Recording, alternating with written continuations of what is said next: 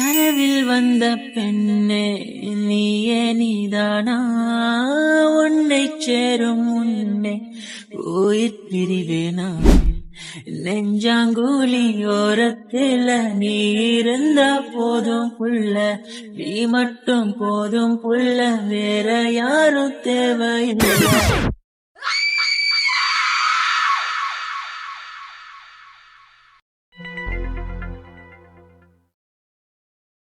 என்ன இது இவ்வளவு நேரம் ஆகியும் கதவு சாத்தி இருக்கு? வீட்ல யாரும் இல்ல போலியே. சரி, காலிங் பெல் அடிச்சு பார்க்கலாம். யாராவது இருந்தா பேசி பார்ப்போம், இல்லனா அப்புறமா வருவோம்.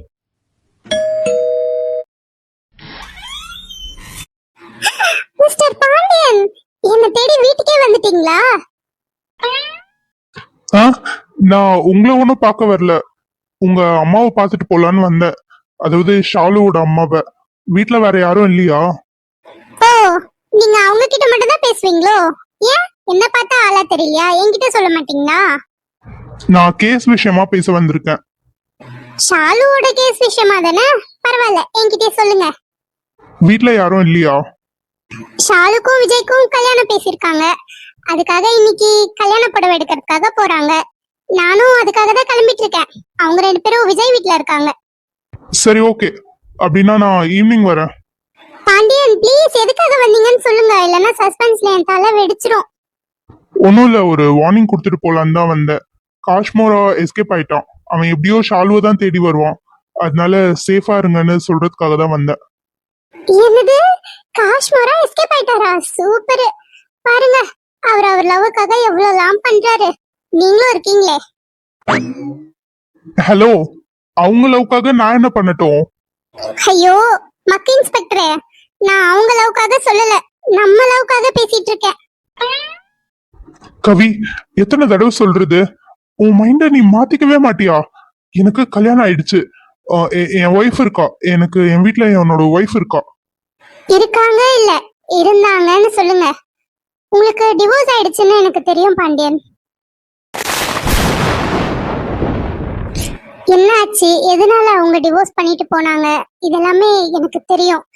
ஆனா என்னாச்சு ஏதாச்சுன்னு நான் உங்ககிட்ட மறுபடியும் கேட்டு உங்களை தொந்தரவு பண்ண விரும்பல பாண்டியன். எனக்கு உங்களை பிடிக்கும். என் மனசுல இருக்கிறத நான் ஓப்பனா உங்ககிட்ட எப்பவோ சொல்லிட்டேன். நீங்க எதை நினைச்சு என்ன ஒதுக்கி வைக்கிறீங்கன்னு எனக்கு தெரியல. ஆனா எனக்கு உங்களை மட்டும்தான் பிடிக்கும். உங்க மனசு எப்ப மாறுதோ நீங்க அப்ப என்ன ஏத்துக்கிட்டா போதும். அது வரைக்கும் நீங்க சொன்ன மாதிரி நான் என் கெரியர்ல ஃபோக்கஸ் பண்றேன், என் ஸ்டடீஸ்ல ஃபோக்கஸ் பண்றேன். ஆனா என்னைக்கா இருந்தாலும் நீங்க என்ன ஏத்துப்பீங்கன்ற நம்பிக்கை எனக்கு இருக்கு. அது இல்ல கவி, ஏஜ் டிஃபரன்ஸ் தானே, அதுதானே நீங்க யோசிக்கிறீங்க. பாண்டியன், நீங்க என்ன நினைக்கிறீங்க? இந்த ஏஜ் டிஃபரன்ஸ் எல்லாம் ஒரு விஷயமே கிடையாது. சொல்ல போனா ஒரு மேரேஜ் லைஃப்க்கு இது ரொம்ப ரொம்ப அவசியம். ஒரு ஹாப்பியான மேரேஜ் லைஃபை கொண்டு போறதுக்கு அண்டர்ஸ்டாண்டிங்ன்றது ரொம்ப முக்கியம். இதே என்னோட ஏஜ்ல இருக்க ஒரு பையனை நான் கல்யாணம் பண்ணிக்கிட்டா 2 பேருக்குள்ள ஈகோ கிளாஷஸ் தான் இருக்கும். அது என்னை விட பெரிய பையனை நான் கல்யாணம் பண்ணிக்கிட்டா நீங்க எது சொன்னாலுமே என்னை விட பெரியவர் தானே நான் கொஞ்சம் கேட்டுட்டு போவேன். நான் ஏதாவது சேட்டை பண்ணாலும் நம்மளை விட சின்ன பொண்ணு தானே நீங்க பொறுத்துட்டு போவீங்க. நம்மளால ஒரு நல்ல ஹாப்பி லைஃபை கொண்டு போக முடியும். எனக்கு நம்பிக்கை இருக்கு பாண்டியன். இருந்தாலும் நான் ஒரு டிவோர்ஸி. உனக்கு என்ன கல்யாணம் பண்ணிக்கணும்னு என்ன தலையெழுத்தா? நீ நினைச்சா உங்க வீட்டுல பாக்குற அழகான பசங்களை கல்யாணம் பண்ணிக்கலாம், இல்லையா உனக்கு பிடிச்ச மாதிரி ஒரு நல்ல பையனா லவ் பண்ணி கல்யாணம் பண்ணிக்கலாம். இந்த மாதிரி ஒரு டிவோர்ஸிய கல்யாணம் பண்ணிக்கணும்னு உனக்கு என்ன தலையெழுத்தா? எந்த காலத்துல இருக்கீங்க பாண்டியன்? இதெல்லாம் ஒரு விஷயமே கிடையாது. உங்களுடைய முதல் வாழ்க்கை உங்களுக்கு சரியா அமையல, அவ்வளவுதான். அதுக்காக இது ஏதோ ஒரு ப்ராடக்ட் மாதிரி நீங்க பேசிட்டு இருக்கீங்க. யூஸ் பண்ண ப்ராடக்ட்டை இன்னொருத்தங்க யூஸ் பண்ண கூடாதுன்ற மாதிரி. நீங்க ஒரு மனுஷன், அதுலயும் இல்லாம ஒரு போலீஸ்காரரா இருக்கீங்க. நான் உங்க மனசை மட்டும் தான் பார்த்த பாண்டியன். உங்களுடைய பாஸ்ட பத்தி எனக்கு எந்த பிரச்சனையும் கிடையாது. ஒருவேளை உங்களுக்கு என்ன பிடிக்காததுனாலதான் நீங்க என்ன வேணான்னு சொல்றீங்கன்னா பரவாயில்ல பாண்டியன், நான் உங்களை டிஸ்டர்ப் பண்ண மாட்டேன். ஆனாலும் என்னைக்காவது ஒரு நாள் நீங்க என்ன புரிஞ்சுக்கிட்டு வருவீங்க. யார் சொன்னாங்க கவி எனக்கு உன்னை பிடிக்காதுன்ட்டு? எனக்கு உன்னை ரொம்ப பிடிக்கும். நீ என்ன கேர் பண்ற அந்த கேரிங் எல்லாமே எனக்கு ரொம்ப பிடிக்கும். ஆனா ஆனா எனக்குள்ள ஒரு தயக்கம். நான் எங்க உன்னை யூஸ் பண்ணிக்க போறேன்னு நினைச்சுதான். இல்ல பாண்டியன், நீங்க என்ன யூஸ் பண்ணிக்க மாட்டீங்க. சொல்ல போனா நீங்க என்ன ரொம்ப நல்லா பாத்துப்பீங்க. எனக்கு அந்த நம்பிக்கை இருக்கு. கவி, ஆமா பாண்டியன், உங்களை ஃபர்ஸ்ட் டைம் நான் பார்க்கும்போதே எனக்குள்ள ஏதோ ஒரு ஃபீலிங்ஸ். எனக்கு உங்களை ரொம்ப பிடிச்சிருச்சு. அதுக்கப்புறம் எவ்வளவோ உங்ககிட்ட நெருங்க ட்ரை பண்ணேன். கடைசியா நீங்க எனக்கு ஒய்ஃப் இருக்காங்கன்னு போய் சொல்லி என் மனசை உடைச்சிங்க. அப்புறம் அதுல இருந்து வெளியே வர நான் எவ்வளவு முயற்சி பண்ணேன். ஆனா என்னால முடியல. கஷ்டத்திலே தான் இருந்தேன். ஆனா எப்போ உங்களுக்கு டிவோர்ஸ் ஆயிடுச்சுன்றது எனக்கு தெரிஞ்சதோ அப்பவே எனக்கு ரொம்ப சந்தோஷமா இருந்தது. அதுவும் இல்லாம உங்க பாஸ்ட் லைஃப பத்தி தெரிஞ்சுக்கிட்டதுக்கு அப்புறம் உங்க மேல ரெஸ்பெக்ட் இன்னும் அதிகமாயிடுச்சு. நான் உங்களை எதுக்காகவும் கண்ட்ரோல் பண்ண மாட்டேன் பாண்டியன். உங்களுக்கு உங்க ஒர்க் முக்கியம், எனக்கும் என்னோட ஸ்டடீஸும் கெரியரும் ரொம்ப முக்கியம். நீங்க என்ன மேரேஜ் பண்ணிக்கிட்டாலும் நான் என்னைக்குமே உங்களோட கெரியர்ல ஒரு தடையா வந்து நிக்க மாட்டேன். கண்டிப்பா நான் உங்களை புரிஞ்சுப்பேன். நீங்களும் என்ன புரிஞ்சுப்பீங்கன்னு எனக்கு தெரியும். என்னை ஏத்துப்பீங்களா பாண்டியன்? கவினா, நான் நிஜமா என் வாழ்க்கையில இந்த மாதிரி ஒரு பொண்ணு வருவான்னு எதிர்பார்க்கவே இல்லை. உண்மையிலே உண்மையிலே எனக்கு என்ன சொல்றதுன்னு தெரியல. எனக்கு கண்ணெல்லாம் கலங்குது. என் டிவோர்ஸ்க்கு அப்புறம் என் லைஃப் அவ்வளவுதான் நான் நினைச்சேன். ஆனா எல்லாத்தையும் மாத்துற மாதிரி தான் நீ என் வாழ்க்கையில கிடைச்சிருக்க. உன்னை போய் நான் எப்படி வேணான்னு சொல்லுவேன் கவி. ஐ ஐ லவ் யூ கவி. ஆதி நீயே, நாயுள் நீயே, ஆணி வேரை நீங்காது மண்ணே.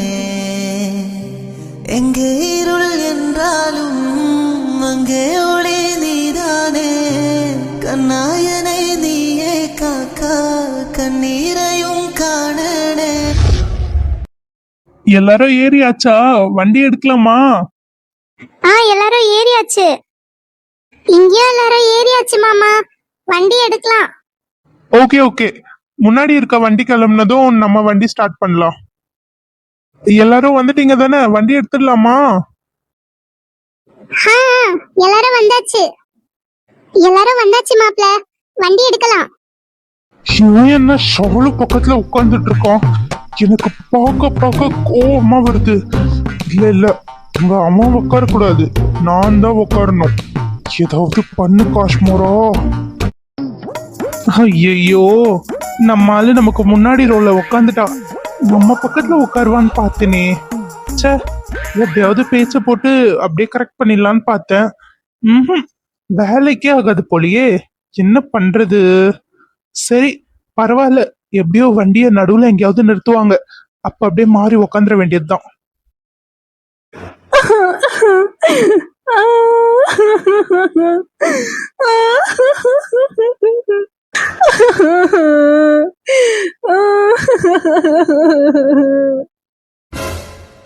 ஐயோ, என்னம்மா ஆச்சு உனக்கு? ஏமா இப்படி அழுவுற? ஏங்க ஏங்க, என்னங்க ஆச்சு? மஸ்தானி, ஏன் அழுவுறீங்க? ஏமா, என்னமா ஆச்சு உனக்கு? உடம்பு ஏதாவது முடியலையா என்ன? ஏன் இப்படி அழுவுறீங்க? நீங்க யாரும் என்ன இன்னும் வீட்டு வேலைக்கு சேர்த்துக்கவே இல்லை. நேற்று நான் கேட்டதுக்கு சும்மா ஒரு பேச்சுக்கு சேர்த்துக்கிற மாதிரி சேர்த்துக்கிட்டு எனக்கு எந்த வேலையும் கொடுக்கவே மாட்டீங்க. நான் இங்க வேலைக்கு சேர்ந்து முழுசா ஒரு நாள் ஆயிடுச்சு. நேத்து வந்து சேர்ந்தேன். நேத்துல இருந்து எனக்கு யாரும் ஒரு வேலை கூட தர மாட்டீங்க. என்னை எல்லாரும் எதுக்கும் உதவாதவன்னு நினைச்சிட்டீங்க. அதுதானே உண்மை.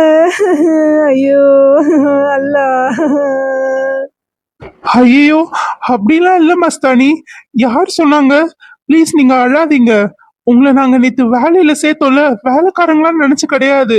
உங்களை எங்க குடும்பத்துல ஒரு ஆளா நினைச்சுதான் நாங்க உள்ள சேர்த்தோம். உங்களுக்கு இப்ப என்ன, ஏதாவது வேலை செய்யணும் தானே? அழாதீங்க ப்ளீஸ். நான் ஏதாவது உங்களுக்கு வேலை தர சொல்றேன், அழாதீங்க. இல்ல, நான் இப்பவே வேலை செய்வேன். எனக்கு டிரைவிங் தெரியும். நானே வண்டி ஓட்டுறேன். அதெல்லாம் எதுவும் வேண்டாங்க. அதான் நான் டிரைவ் பண்ண உட்காந்துட்டேன்ல, நானே டிரைவ் பண்றேன். வீட்ல ஏதாவது வேலை தருவாங்க, நீங்க அது பாருங்க. எனக்கு ஒரு டிரைவிங் கூட தெரியாதுன்னு நீங்க நினைக்கிறீங்க, அதனால தானே இப்படி சொல்றீங்க. என்கிட்ட டிரைவிங் லைசன்ஸ் கூட இருக்குங்க பாருங்க. நானும் படிச்ச பொண்ணுதான். ஏதோ குடும்ப கஷ்டத்துக்காக தான் நான் வேலைக்கு வரேன், வீட்டு வேலைலாம் செய்யறேன். இதுக்காக நான் எதுவுமே தெரியாத மக்குன்னு நீங்க நினைச்சிட்டீங்க. ஐயோ ப்ளீஸ் கொஞ்சம் அழாதீங்க, காது வலிக்குது. ஏன் இப்படி அழுவுறீங்க? ஆமா அழாதீங்க, எனக்கும் ரொம்ப காது வலிக்குது. நான் இப்ப டிரைவிங் பண்ணியே தீருவேன். ஏங்க நான் அப்படி சொல்லல. விஜய், மஸ்தானி எவ்வளவு கதறி அழுகுறாங்க, அது உன் கண்ணுக்கு தெரியலையா? நான் அப்படி சொல்ல இப்படி சொல்லன்னு. கொஞ்சம் அவங்கள தான் டிரைவ் பண்ண விட. உன் காரணம் நீ மட்டும் தான் டிரைவ் பண்ணுவியா? அவங்க டிரைவ் பண்றேன்னு கேக்குறாங்கல்ல. பெண்கள்லாம் நம்ம நாட்டின் கண்கள்டா, அவங்க கண்ணுல இருந்து கண்ணீர் வரலாமா? என்னடா இப்படி எல்லாம் பண்ற? முதல்ல எந்திரிச்சு வா, அவங்க டிரைவ் பண்ணிட்டோம், ரிட்டர்ன் வரப்ப நீ பண்ணிப்பியா? கால கொடுமடா, நீ எல்லாம் கருத்து பேசுற பத்தியா? உனக்காக இல்ல, ஏதோ அந்த பொண்ணு அழுதேன்றதுக்காக வேணா டிரைவ் பண்றதுக்கு விடுற. ஏமா நீயே டிரைவ் பண்ணுவா. இப்ப நம்ம அவளுக்காக பேசினது அவளை இம்ப்ரெஸ் பண்ற மாதிரி இருந்திருக்கும். கண்டிப்பா நம்ம ஆளு இம்ப்ரெஸ் ஆயிருப்பா. சூப்பர் சூப்பர் மகேஷ், செம்ம கலக்கு கலக்கு. மேடம் போலாமா? போங்க. சும்மா உன் பக்கத்துல உட்காரறதா இருந்தாலும் அது நானா மட்டும்தான் இருக்கணும். என்ன தவிர வேற யாரையும் உன் பக்கத்துல உட்கார கூட விட மாட்டேன் ஷாலு.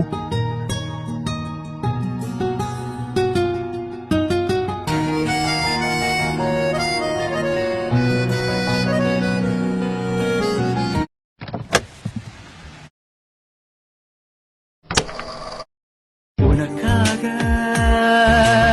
காத்திருக்கும் நிமிடங்கள் ஓர் சுகமே, உயிருக்குள் உனை தினமும் சுமந்திருப்பேன் ஒரு தாய் போலே. உன்னை பார்த்தாலே அது போதும், நீ சிரிச்சாலே அது போதும், பசிக்காதே ஒரு போதும், என் உயிரே தீரச் சொன்னாலே அது போதும், அதை கேட்டாலே அது போதும், நொடி கூட வாழ்ந்தாலும் இந்த ஜென்மம் போதுமே. நெஞ்சோடு கலந்தவளே, என் உயிரோடு உறைந்தவளே, எனக்காக பிறந்தவளே என் அன்பே. உனக்காக நான் இருப்பேன், உன் நிழலாக நான் வசிப்பேன், எப்போதும் துணை இருப்பேன் என்